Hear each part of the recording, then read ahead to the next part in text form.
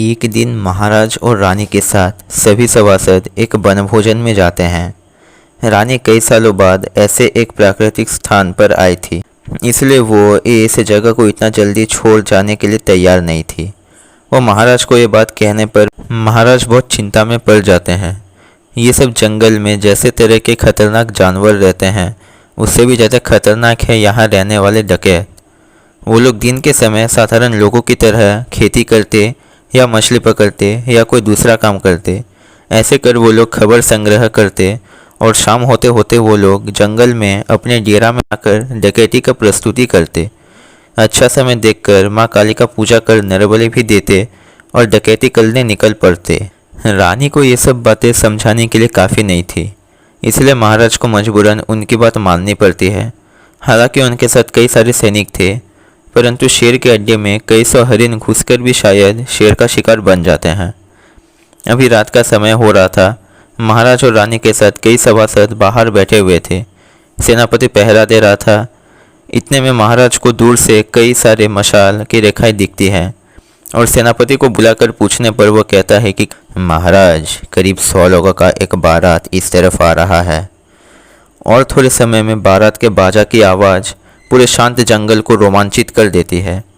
महाराज आश्वासित होकर विनोद को कहते हैं, विनोद, तुम उन बारातियों से जाकर पूछो, अगर वो चाहें तो आज रात हमारी टोली के साथ रह सकते हैं। विनोद थोड़ा सोच कर कहता है, महाराज, कभी कभी दिल के बदले दिमाग से भी काम लेना पड़ता है।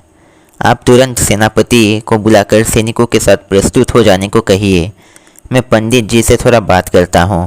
फिर विनोद पंडित के कान में कुछ कहता है। पंडित वहाँ से निकलकर उन बारातियों के पास जाकर वहाँ के बरपिता को कहता है, रानी माँ का आवेदन है कि आप लोग आज रात हमारे यहाँ खाकर सो जाइए, कल सुबह निकल जाइएगा। बरपिता कहता है, महाराज के रहते रानी माँ क्यों?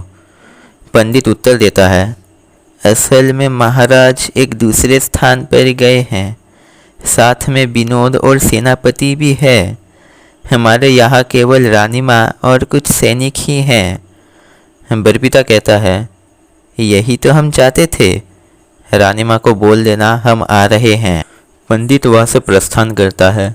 सेनापति चुपके से जाकर उन बारातियों के बात सुन रहा था।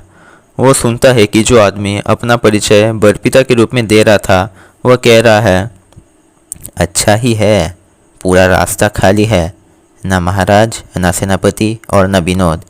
ये सब पता चलने से और ये बारात का नाटक ना कर हथियार निकल कर सीधे उन पर हमला कर देने से ही हो जाता।